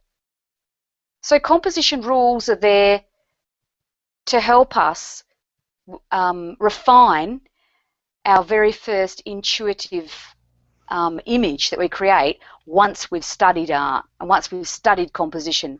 It's so funny, Sandy. I teach exactly this. I teach exactly the same thing. It's the RX. It's the RX for. It's not where you start. It's the RX for fixing the problems and understanding the problems, why they're problems. Very good. Yeah. Yeah, that's it. I know we overlap in so many areas, we but do. It's good to hear it from multiple sources, isn't it? Mm-hmm. It sure is. Yeah. So, I was just reading. Move on to the next page now. Oh, I'm so excited. Here's the 10 rules, the 10 principles of composition to consider for balance and harmony. Now, there is the golden mean. And I don't go into that in my course, the golden mean. You can find the golden mean anywhere on the internet just by typing in golden mean. So I'm not talking about the golden mean here. I'm talking about these other 10 rules or principles of composition. Now, you know what I've found, Mark? These, for me, are the basic 10 rules of composition. And they're probably things that you teach as well. I'm sure they are in your course. But I'm just going through them in a nice sequential order for everybody. Like I said, I won't go into detail tonight because it's getting late. And I don't want to take everybody's time up, but I will just brief on them, okay? So very good. With these, yeah, and I've got them in the PDF. Order. Okay. Yeah, they're all in the PDF. It's whatever you see here. So the 10 principles of composition are only 10. There's so many, but these 10 have held me strong for the last 23 years of composition. I've just worked and worked with these, and I just love them. So first of all, the first thing you need to consider when you're designing a piece of artwork is your format. Your format is the shape of your canvas. It's not the size of it, although you can consider the size too at this stage. It's important, but it's the shape. You start thinking to yourself, because you've already done your very rough art idea, but I'm talking about now moving into the planning stage. We're in the planning stage, remember, right now. And we're beginning to put those ideas together properly and correctly so that they look balanced and harmonious and so that you can be happy with it. So the first thing you do is you choose your format. Some people don't do this, and that's okay. But the only problem there, if you don't choose that format to start with, you cannot have any idea of what your negative space is doing. And remember, our goal is try to balance that negative space with your positive shapes.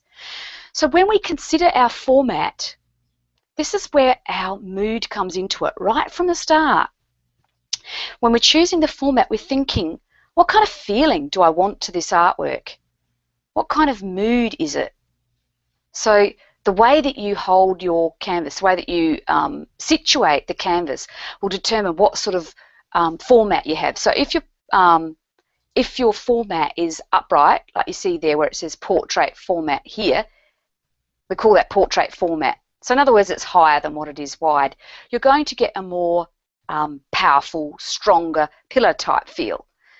If you choose the landscape format, laid on the side like this, you're going to get a more graceful, peaceful, elongated sort of feeling. You see the difference? Longer, taller, stronger, more powerful, reserved for portrait painting.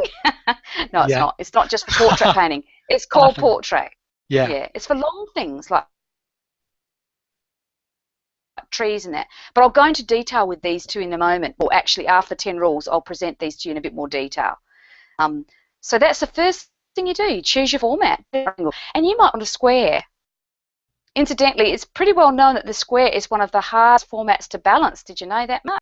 And I'll give you a tip, everybody, quickly with the square, because I haven't written it in the notes. So long as you avoid cutting your canvas in half diagonally or horizontally with equal elements on each side, equal weight, then you'll be okay with your square. Always go, this is not a square, of course, but I'm saying if it was a square, just avoid making equal on on each half of it. Always go a little bit above or a little bit, below the half. Always make sure that the elements that you create in your composition are not equally balanced on both halves of the square. It's asymmetrical. If you bring the elements up above, yeah, that's it. If you bring them up above the halfway mark, then it will be pleasing to your viewer. And of course, it depends on what you've got available. Yes, that's really important here, available materials. If you're during this very early stage of planning your artwork, your final artwork, think about it. If you've got a big canvas sitting in your studio ready to be painted on, you don't want to prepare your thumbnail so it's very long like this. If you've got one like that, you've obviously got to plan your thumbnail. So yeah, please consider your format first of all. That's why you have to consider it first. Otherwise, you can plan it any shape you like and then go out and get a board cut or a canvas made to suit. Whoops, sorry. Page turn. Okay. Right. The next one is to plan the horizon line and your viewpoint. See? That's the viewpoint coming in again. The perspective. That clever question. So this is in order. I mean, you've got to think first of all of your format. Then you've got to think of your horizon line and your viewpoint. That has to be considered very early on. Where are you going to put your horizon line, which becomes your viewpoint? So you think about your horizon line in your picture based on the kind of mood or, the view that you're going to do in the artwork. So if you want to have a normal standing human eye view, your horizon line is just a bit above halfway. In general, there's always exceptions to these rules. Bird's eye view is when your horizon line is drawn very high on the canvas, and then ant's eye view is very low down. But what I'm saying here basically is that for the second principle of composition that we consider is the horizon line. Why is that important? That's so important because if you're drawing anything in perspective in your image, you're going to need to use that horizon line to draw your convergence lines, and all the other elements in your picture are going to relate and associate to that horizon line. So it is important to consider that very early on. Remember, these are not absolutes. I'm just telling you this great process that I use and that I consider and that makes sense when you're creating an artwork. The next thing you need to do is to think about your focal point area. Now, so the focal point of your artwork, this is a big one.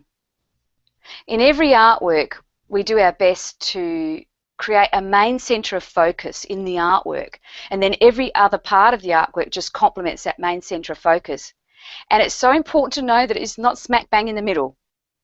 Not usually, anyway. Not usually. There are exceptions to the rule. So usually we create the focal point in one of these 4 areas, which are found by dividing your canvas into thirds. So some people call it the rule of thirds. But this is how you divide your page. You divide it into 3 equal parts there, 3 equal parts horizontally and vertically, and then you find the areas where those lines cross, and that becomes your focal point area. This is so important. A really exciting thing, though, that can take you a step further with composing is if you try this little trick. Now, this is for all you advanced artists out there. You don't have to put your most important element right smack bang in the middle of that focal point area, any one of those. You can actually put it a little bit off, away from one of those areas, but then use another very strong element to tug it back over this way. What could that be? anything that's force or tugging force that's heading the viewer's eyes rapidly down that way. So if you move your element over a bit further away from the focal point, you can visually drag that element back into the focal point by pulling from somewhere else, you know, like a tree branch or something like that. So there you go. Don't stick to these definite focal point areas as you become more adept and you know, more experienced with finding, with drawing, with painting or drawing. So these areas are very important to consider putting your most important element in. Now, often we have a major focal point area and then a minor one. And if you're going to be doing that, it's good to put your minor one on the opposite side of the image, and often an opposite corner too, you know, an opposite. And when it's a minor focal point, make sure that it is minor and it doesn't compete. A minor focal point, for example, could be this is the little boy with a ball. No, this is a little boy with a dog, for example, and this is his head. We usually put the head of a person in a focal point area and the eyes of animals and things like that in a focal point area. Whatever you want to be your most important thing is in the focal point area. And then your, what did I say it was? I've forgotten now. I've got a blank. Your less important focal point area anyway. I'm tired, so I can't think straight. But anyway, the less important focal point area is could be a ball, for example. So it's still important, but it's not as important as this. Now, this is really interesting information as well. To really attention area, you can reserve that area for your lightest lights, your darkest darks, your most detail, contrasting colours, things like that. It's very, very important, though, to have a focal point area. Otherwise, your viewer will get lost in your picture and grow bored. And the minute that your viewer is not interested in your picture, then you've lost them. They wander off and look at someone else's. The next thing that we're looking at is planning the direction in line and shape. I love this one. This is so important. You know, when we're designing an artwork, we get so bogged down with drawing all the pretty details and adding all these lovely things in our artwork that we forget that the bare basic bones of a composition is that you have to learn to see that every one of those elements in your picture has energy and force, and it can be narrowed right down and simplified into bare basic shape. For example, this is just a circle. This is just a triangle upside down. Look at this movement here, this force. There's angles and forces everywhere in this picture. This straight line, that is just a vertical straight line. Do you know the detail in a composition, the subject itself, is secondary to power within that object. This is just an angle or an arrow pointing into the image. And up. Look at all this direction in here. I'll show you on the next slide. So what I'm saying to you is that when you're composing, please try to see it as triangles and lines and shapes and curves. And each one of those shapes has a certain amount of energy. For example, a circle is a resting place. You can rest when you see a circle. When things wave, they lead your eye along. Horizontals are peaceful. And long horizontals in your artwork can unite a whole heap of loose forms. So we use these long horizontals in the background. Long flowing curves unite. Look at that lovely rest spot there. Then back down to the aughts. So you can guide your viewer around the image. There it is. I've put all the direction lines on there. Look at how our attention comes back to the focal point every time. Back to the pelican. Now the exciting thing that I've created for you here in this particular image is I've used that rule where the pelican's face is almost in the center but not quite, but then I've used all this force to pull it. I've been pulling the viewer with all this force around the image. So what I've done with this little pelican, I'm not sure if you feel it, but the idea is that this pelican's being pulled across further over towards this focal point area because of all this force. The curves in the background, they're all curving that way. This strong force here brings them here, every corner here, just pulling and pulling the viewer over here to bring the view in. So with this particular composition, guide the viewer's eye around the image to arrive at the focal point and then continue on, often in a clockwise direction, and then the viewer can wander off again. We have a primary viewing path. So your primary viewing path is the view path that you first of all see when you look at an artwork, and it's very quick. It's very instantaneous. You barely even remember it. But for example, the primary viewing path that you might see when you first look at this artwork, and it's only like a split second, you go ching, ching, ching, ching. That's it. Up, up, up, up. Very quick. Rest at the focal point, back down. And our goal is to try to bring our viewer in from the bottom half of the canvas, either the bottom half or the top half, but it's most popular from the bottom. And we have a visual path that leads your viewer into the composition. So our goal is to lead the viewer into the composition from the bottom, up through the composition very quickly and get to the focal point as soon as possible, but then move on again. And then your viewer can go on another lovely little journey. Oh, look at the pea, and off to the plate with the little fishbone. Oh, and then I'm led up here by this handle and up a little rest spot with the fluffy bubbles, and up again. Oh, look at that little petal, and then it leads me to the point of that leaf, and I'm led down again, and then I can go again, back up. These all pushing out, and the kite up into the sky, and then the line here just takes you across and then down. But you're getting the idea, I hope. And so we have to consider this line and direction in our artwork when we're composing. Move on. I always want to try to say everything, but you just can't. There's so much to say, so much to know. The next thing to think about in composition, sorry. Okay, so the next thing to think about is considering repetition and rhythm for unity. This is really important too. Everything's important. All these 10 rules are important. And I know you can't think of them all at once. I know that. But you know what? Eventually you do. Eventually you just consider these things naturally. They just all fall into place.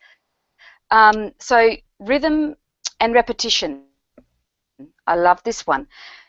We're using repetition and rhythm in an artwork, for example, when we draw a series of, say, fence posts. So we've got a couple of fence posts at the front, and then we take fence posts further back into the image. We might be using repetition when we have birds placed around the composition.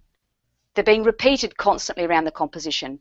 And rhythm is created through the number of elements that you place in the composition. For example, if I'm doing a flock of birds, we try to work with odd numbers. So I might say place a flock of 3 birds and then 1, and then 2 birds and then 2 and 1 after that to make it 5. You know, odd numbers. And so rhythm is when you repeat elements around your composition, and think of music, you know. Yes. Think of placing some crotchets and some minims and some yes, yes, and some semibreves, punctuations around the artwork. Yeah, percussion. Yes, little punctuations. Now you can use colour as well. Yeah, that's right. And you can use colour too to lead the viewer's eye around the composition. I constantly use colour to take the viewer's eye around. Now this particular artwork, I used the circle as rhythm to unite the whole composition. So you can see the circle in the lampposts, in the moon, in the stars, and then back in the bubbles. And I used that to unite this whole composition. This piece sold to a collector in Ireland, and I was really excited because we had a really successful exhibition at the Sheraton Noosa this particular year, and the man who bought it was so excited about it. He was a designer himself, and I was really thrilled that a designer bought this particular composition. Circular rhythm in the little eyes too, as well. You can see rhythm in these wavy motions too. And there's a combination between hard edges, so vertical and horizontal lines, with soft flowing lines. And remember, we use soft flowing lines to unite. That's why I do all these curves and that. They're to unite. To unite, huh? Depth. Okay. Yeah, soft flowing lines unite. There's a big summary at the end anyway that people can look at. Depth. Achieving depth in our artwork is really important, especially when you're composing realism images, but to achieve depth, you can use you can send your viewer back into the picture plane by using all kinds of devices.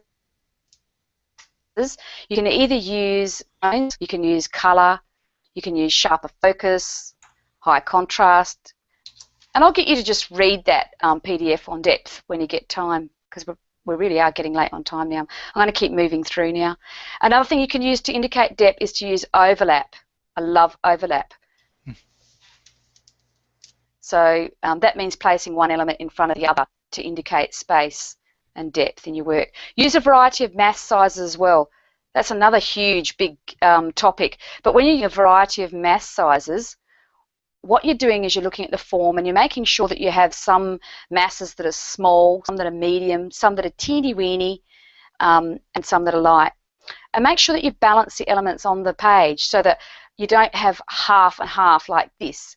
You know, you don't split your image directly in half by the side elements and the actual elements. So what we're aiming for when we're using mask sizes is try to get a lot of variety in mask sizes. Instead, a more pleasing composition would have been to have, say, a longer curtain on one side and a smaller on the other.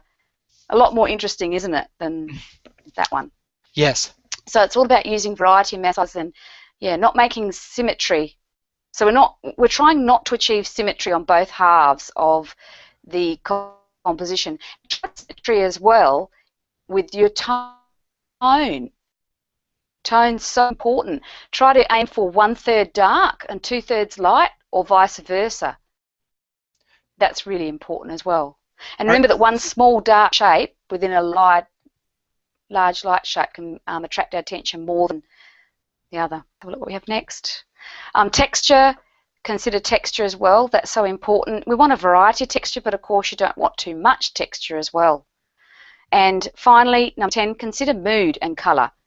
That's a big one too. Whenever you're composing your artwork, think about what sort of mood you want to portray with the colours that you choose.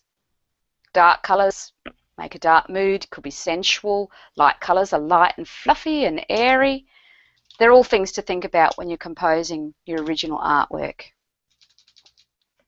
So there's a little summary there for you to read of those 10.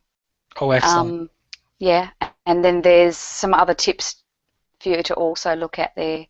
So we're finishing up now. The final thing I just wanted to brief on was to make it lovely and easy for you to put all this information together. We can work with composition structures. And I've just presented 4 here. And again, we're still in the planning stage. Don't worry, the next stage doesn't even really need to be talked about because the final stage is the application, and that's a massive subject that we're not talking about tonight because that's when you're actually painting the artwork onto the canvas. So during the planning stage, you can pull all those rules together quite simply by thinking first of all about which composition structure you want to use. And I love this, Mark, because all those 10 composition structures can be so overwhelming, but if you just say, hang on a minute, let me just choose one composition structure. Then you could pull all those rules together much more easily. Remember in the beginning when I told you to think about what sort of format you'd like? And I said you could think of a horizontal. So we thought about the landscape format, which is essentially a horizontal composition structure. I should say it's perfect for a horizontal structure. So horizontal composition structure is when the predominant element or elements in your image are horizontal. So that might be if you're painting a scene like that, like a landscape scene or a river or something that goes horizontal. So if you had a lovely peaceful scene in mind, you could head over towards the horizontal composition structure. And the next one we're looking at just below there is the vertical composition structure. So for a vertical structure, you would use a portrait positioned format. And a vertical composition structure, you would be using dominating vertical lines. So it might be for long, tall trees, for example. So if you had tall trees or a building, a long, tall, high building in mind, you would choose the vertical composition structure. Isn't that easy to just simplify it like that? Now we're on to the foreground frame. And the foreground frame, it's very important that you have all 4 sides of the format touching elements that are in the foreground. It does not mean you draw all the way around like a frame. So the foreground frame composition requires that you have the elements in the foreground, whether they're up here, they have to be up there as well. They have to touch all four sides. Again, try to use a variety of mass sizes. Look at the mass size here. It's smaller. And then these are different mass sizes. And then this is one bigger mass size. So that's a foreground frame. And all four elements touch. Sorry, when the elements in the foreground touch all four sides. The other way you can do it is you can actually run elements from the bottom right through to the top. You know, like trees, for example, also called a foreground frame composition. Yeah, so that composition gives us that lovely feeling of balance and harmony. There's so many composition structures. There's the, you know, things like S shape, C, O shape. Oh, there's loads. But these four are a fantastic head start for anyone, you know, especially if you're beginning and you don't want to be overwhelmed. I only teach the four because I just feel like there's just so much. There's the S-shape composition, the tunnel. Yeah, but you can research that further once you're feeling more complex composition. Once again, you can see here there's a predominant force of the L and the elements be in the foreground. These are in the foreground united by the table behind them. Another really popular one that I use a lot. So for the L shape, you keep your elements in the foreground in an L shape. It can even be upside down, an upside down L, you know, like a tree, the tree branches and the trunk or something like that. But please try to avoid making an absolute strict hard L shape. It's not about that, is it? It's just this beautiful random sort of L shape with the force and the masses. So we're talking about the masses. So this is the end now anyway. I just thought that I would mention to everybody that if you want to, you can hop on over at some stage and have a look at the massive array of artworks that I have at Porterfield's Fine Art. I'm a licensing artist, so Lance at Porterfield's Fine Art has sold worldwide rights to my images to put onto products. That's I don't fantastic. have any contracts with him yet. We're still working on getting contracts for me. I've only been with him for 12 months, but what you'll see is a huge array of products, and this is the kind of style that you'll see there, this hard edge style that I work with. It's sort of a combination of realism and hard edge. And I thought I'd take a moment just to explain to you that this is an L-shaped composition pushed to down there, because can you see how it's in the foreground but it sort of leads your eye back through? You know, that kind of feel, like swooping through the composition. Would you trace the L for us in there? These are just some little artworks I decided to trace the L in you're talking about the... Okay, the L shapes, yeah, coming in here and up. So you can feel this whole big L-shaped mass. Okay. Can you see that? Okay, this is a foreground frame. See how all of these elements in the foreground, they're touching four sides of the composition. So touching here, we're touching here, touching along the top, and all of those elements are in the foreground. Do you get that feeling of peering through when you're looking at that foreground frame composition? Yes. Here's another L shape. Now, the L shape... Definitely. Yeah, and the L shape can be a little bit more subtle, but you get that feeling of the L. And this one almost feels as though it's a foreground frame, and you could even say it's a foreground frame, but there is more of a force of the L. Yeah. And it doesn't matter if you overlap with these rules, so long as it works, the composition works. Here's a focal point area. Notice how I've led the viewer in from the bottom, in, still pushing the viewer forward with this force here to the book. The book's pointing down, and then our viewer's coming across. It's this force of coming down and out. And then on your next round, you'll probably go to the jug here. If you stop and sort of have that feeling, you can just see how it's being led. And Yes. again, these soft flowing curves unite. And These these forces are all shoving the viewer down. These are such beautiful paintings, Cindy. They're gorgeous. Thanks, Mark. Thank you very much. These are actually all created in Adobe Illustrator. Adobe Illustrator. We just finished our Adobe Illustrator class with Wendy Tuesday night. I do all of my art licensing images in Adobe Illustrator. So everything you see on Porterfield's Fine Arts is all created in Adobe Illustrator as vector art. And the reason why I work in vector art with Adobe Illustrator is because my agent can enlarge these as big as he likes. They can go to quilts and bed covers and anything. Billboards. They could be billboards. They can. They can be as big as sides of houses. Yeah. Yes, that's correct. Yes, because it's vector art. Mm-hmm. That's it, Mark. That's the end of my workshop. Gee, I'm glad everyone was patient. That was very long, but I didn't actually know what to leave out. It was very wonderful. It was so excellent, Cindy. The PDF is up there in the description box, her lesson PDF for you to download. The first link in the description box is to Cindy's website where she talks about her online courses and online offerings. So I encourage you to check those out.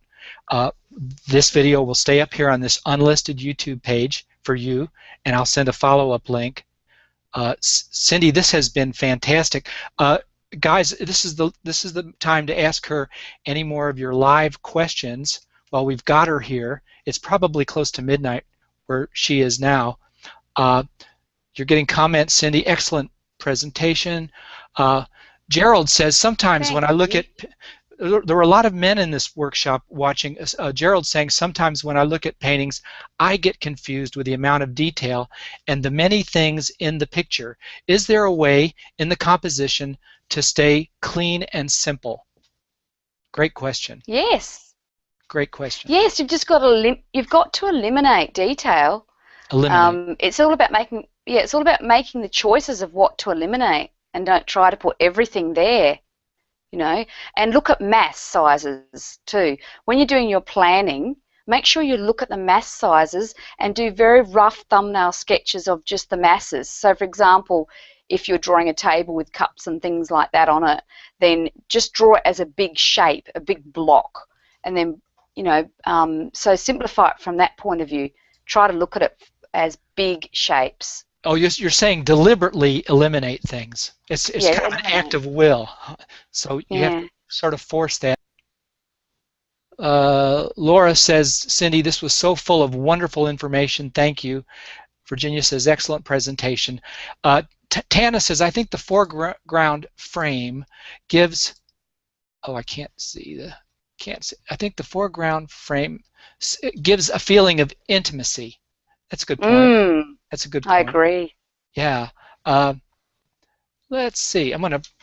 There's two links that you'll see right off the bat in the description box. The first link in the description box is to Cindy's website. That's my vendor's link for Cindy's website. And then the second link is, I'm going to test it, make sure I'm telling you straight. And when I click on the second link in the description, I get composition from imagination to paper in 3 simple steps with all those wonderful images and Cindy's text and the lesson component of that. Cindy, I know it's late. You've given us 1,000%, so we need to let you get a glass of water and take a rest. Can I just say something? Can I just say something too, Mark? Yeah. These notes that I prepared tonight are a portion of my Unit 6 course, which is Compose Original Art. This is only just a tiny portion of the first 2 weeks of that course. Wow. So I also just ask that people respect the copyright on that and that they don't pass it around, because I obviously sell that course. The whole course actually sells for $100. So this is just proprietary a tiny portion. stuff. She was kind enough to share this with us. It's proprietary information, not to be shared, really. But use it to help yourselves, and then when you're ready for more learning, go straight to her website. And I hope we can get Cindy back here for more lessons in the future, because she's such a wonderful and exciting teacher, as well as a wonderful fine artist.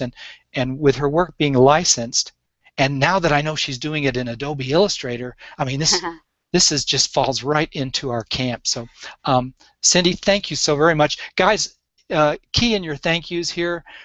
so many of you have stayed through the entire 2 hours plus to Wow, watch thanks. this. So thanks. It has been so valuable, and it's going to probably require more than one viewing to get everything out of it, because she has packed so much into it. So I am going to, Cindy, I'm going to stop the broadcast and say goodnight to everybody, and say goodnight to you. Thanks, everybody, and good night. Okay, good night, everybody. Thank you very much. Brilliant Bye. job, Cindy. Thanks.